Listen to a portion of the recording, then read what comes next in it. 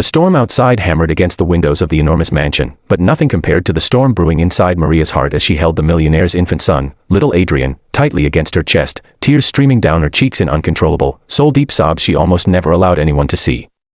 She rocked him slowly, her arms trembling, her breath shaking, the child's tiny fingers gripping the edge of her uniform as though sensing her despair. Maria had been hired as a maid only 6 months ago by Alexander Hartman, a cold yet brilliant billionaire known for his ruthless business empire and equally ruthless emotional distance. His wife had died when Adrian was born, leaving the mansion hollow, silent, and haunted by a grief no one dared speak of. Alexander buried himself in work, seldom coming home, and when he did, he walked past his baby as though looking at a painful ghost. The staff whispered that he didn't know how to love his son, he barely held him, barely touched him, barely spoke to him. But Maria had loved Adrian from the very first moment she saw him. Not because he was the son of a billionaire, not because he was adorable, but because she recognized something in his eyes, something she had sworn she would protect. Every day she fed him, bathed him, played with him, whispered lullabies into his tiny ears, and every day her attachment grew deeper, heavier, until it became the reason she woke up in the morning. But the reason she cried while holding him today, that reason was something no one knew, something she never dared to confess, not to Alexander, not to the staff, not even to herself completely. Because the truth was more complicated, more painful, and more dangerous than anyone could imagine. The morning had started normally, Maria making formula, humming softly, the sun creeping through the curtains. But then the phone rang. One call. Just one. And everything inside her shattered. She froze, her hands trembling as she held the phone to her ear, hearing words that pierced through her chest like knives. Her mother's voice, broken and breathless, told her the news she'd feared for months. Maria's younger sister, Sophia, the sister she raised like her own daughter, the sister she had worked day and night to support, had died. A sudden, aggressive heart condition. No warning. No goodbye. Her mother cried on the other end, asking Maria to come home, asking how they would pay the hospital bills, asking why life kept punishing families like theirs. But Maria couldn't answer. She slid down to the kitchen floor, the phone falling beside her, tears pouring out like a river that had been held back for years. Her chest felt like it was being crushed. She couldn't breathe. The girl she had sacrificed everything for, gone. And in that moment, all Maria wanted was comfort, anything to anchor her shattered world, but there was no one in the mansion who would offer it. The staff kept their distance. And the billionaire father, Alexander, wasn't even home. So Maria did the only thing her instincts screamed for. She rushed to the nursery, lifted baby Adrian into her arms, and held him as though he were the last reason she had left to survive. He was warm. He was breathing. He was alive. And she clung to him, sobbing into his tiny shoulder, whispering apologies to Sophia, whispering memories, whispering promises she failed to keep. But as she cried, another truth clawed its way up from the depths of her heart, one she had buried long ago. Little Adrian looked exactly like Sophia. The same eyes. The same tiny nose. And this resemblance wasn't a coincidence, it was a reminder. A reminder of the one secret Maria could never say out loud. A secret that could destroy everything. Because years ago, before Alexander became a billionaire, before he married his late wife, before he became untouchable, he had met Maria. Not as a maid. Not as an employee. But as a stranger in a cafe where she worked as a part-time waitress to support Sophia. Back then, he was just a young, ambitious man struggling to build a startup.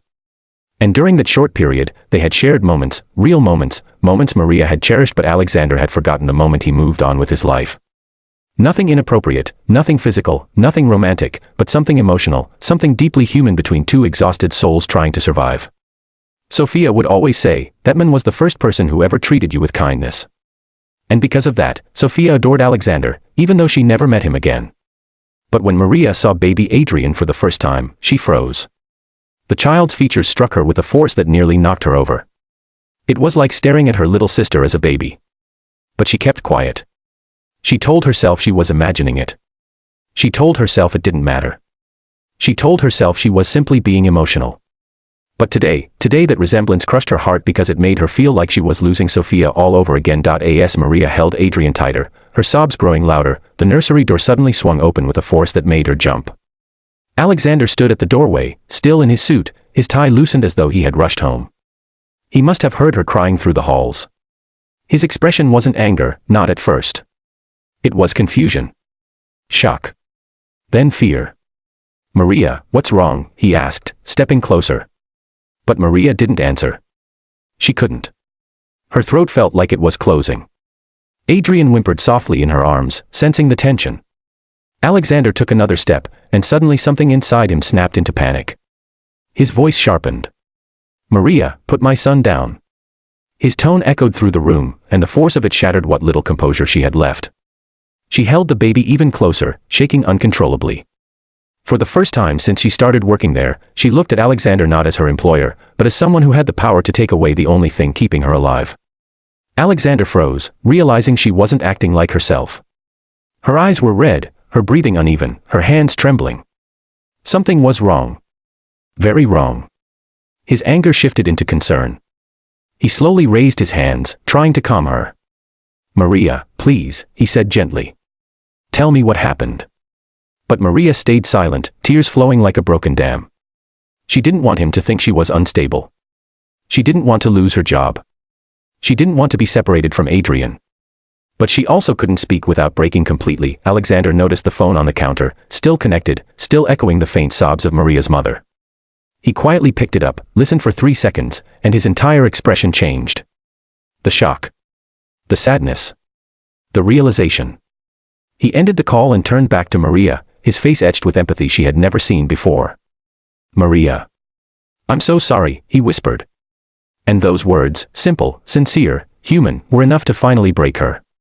She collapsed to her knees, still holding Adrian, crying out the grief she had tried to bury. Alexander immediately rushed to her side, helping her sit, gently touching her shoulder. He didn't try to take Adrian from her anymore. He didn't raise his voice. He didn't act like a billionaire. He just sat there beside her, watching her cry as though he was witnessing a pain he himself understood. After all, he had lost someone too. Minutes passed. Maybe hours. Maria finally whispered, "He's the only thing that makes me feel like I still have someone. I'm sorry. I didn't mean to scare you." Alexander shook his head. "You didn't scare me. You reminded me what it means to love someone." For the first time since his wife's death, he allowed himself to soften. He looked at Adrian, peacefully sleeping in Maria's arms, then at Maria, broken, exhausted, loyal beyond measure. "You're not just a maid," he said quietly. "You're the only person who's been here for my son." Maria lowered her eyes, guilt swirling in her chest. She wanted to tell him the truth. That she saw her sister in Adrian. That she wasn't just attached, she was emotionally dependent. But instead, she whispered, "I'm sorry for caring too much." Alexander shook his head. "Caring too much is the only reason my son is alive. And the only reason this house isn't completely empty." Then, for the first time ever, Alexander placed a hand gently on Maria's back, a gesture of trust, of thankfulness, of connection. And Maria cried again, but this time the tears were different. Softer. Healing. For the first time in years, she felt like the weight on her heart was being shared. Alexander helped her stand, guided her to the sofa, and let her hold Adrian until she calmed down. When she finally handed the baby back, she expected him to walk away like he always did. But he didn't. He held Adrian carefully, awkwardly, as though remembering how to love again. He looked at Maria and said, "Your family here. I won't let you face this alone." And Maria, broken, grieving, but no longer alone, finally let herself believe him. She wiped her tears, took a shaky breath, and whispered, "Thank you, sir." Alexander shook his head. "Call me Alexander." And for the first time, she smiled through her tears. A small, fragile smile, but real. She wasn't ready to tell him the full truth yet. She didn't know if she ever would. But she knew one thing, she wasn't going to lose her place in Adrian's life. Not now. Not ever. And as the rain finally began to lighten outside, Maria looked at the sleeping baby and whispered silently, "I'll protect you. For Sophia. For me. For all of us." The mansion, once cold and lifeless, suddenly felt warm again. Maybe not perfect. Maybe not healed. But alive. And as the lights dimmed and the storm moved on, Maria realized that sometimes the family you find is the one you were meant to save, and the one that saves you right back.